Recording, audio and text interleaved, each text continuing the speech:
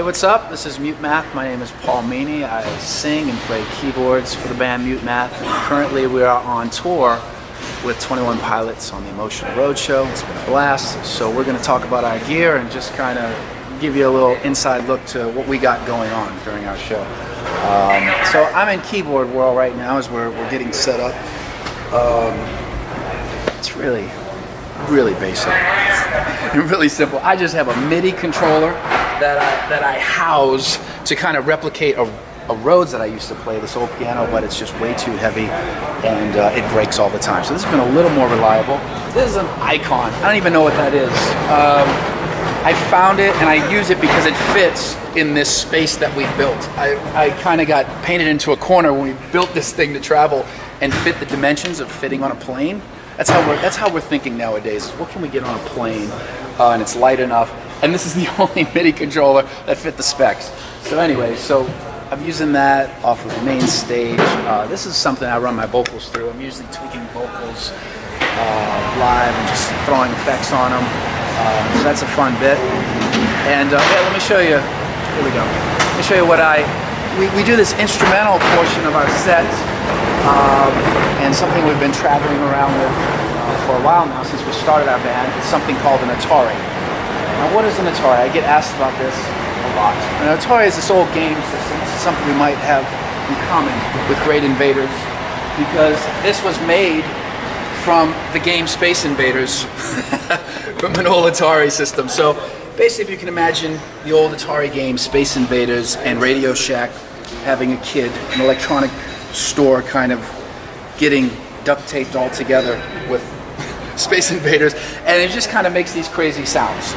So in our instrumental song, we have this thing come out. It's just real fun, and we throw out in the crowd. It's kind of bulletproof. I can't believe it's actually held up. We've probably done 20, 30 tours with this thing over the years, and it's still holding up. But yeah, this is a homemade instrument. We had Darren had started getting into circuit bent electronics, and he made something from a cigar box and a science fair, I don't know, oscillator system that he got from Radio Shack, and it was really fun. And it broke after the first show. So we liked the idea, and it was this little noisemaker box. We threw it in the crowd, and they could play it as well. But we needed someone to help us engineer something that would hold up. So we found this guy online who was doing circuit bent electronics at the time, Tony from New York, Long Island, New York, and he helped put this together for us. But yeah, Darren got the idea going back in the day when we first started doing shows. And then I play a guitar as well. The one I'm going to show you is broken, as most MuteMath things you will find out on this gear tour. So the guitar is normally triggering samples. Right now it is broken, so it is merely a prop that we have backed up on computer. So if anyone from Korg is watching this, help me out. I need a new one. This guy's barely hanging on. But that's it. That's my world. One thing we brought along on this tour is one of the oldest tricks in the book, but I can tell you there is nothing more dynamic, I think, visually than a well-placed disco ball. So that's what we have. We're rocking the disco ball, which has been really effective, and along with that, we have this light setup, these strands, these beams that we just kind of imagined for this Vitals tour we've been doing. 21 Pilots was kind enough to let us bring this along, even though we're an opening band, and it's been nice for the whole show. So this is our lighting tech, Mr. Dane. How are you? Good. How are you? Most of my stuff is pretty much designed to live in these carts. So every day I get a couple hands and unstack them, get it all built. I go through and network it all, and then once it's all networked, I straighten it all out, make it all perfect, make it all line up great. And then once all that's done, I go out to front of house and I make sure our media servers all talking to their consoles and all that stuff.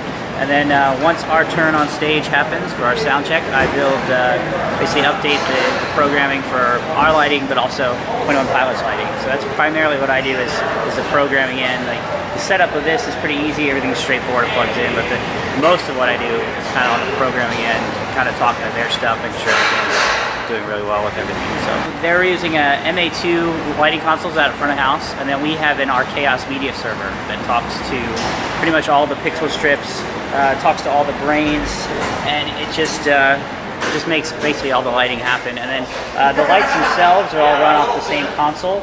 So we're running through their MA-net system, and then I control a couple of trusses of their lights, our lights, and everything from that same system. So basically 2 different protocols there that we're using.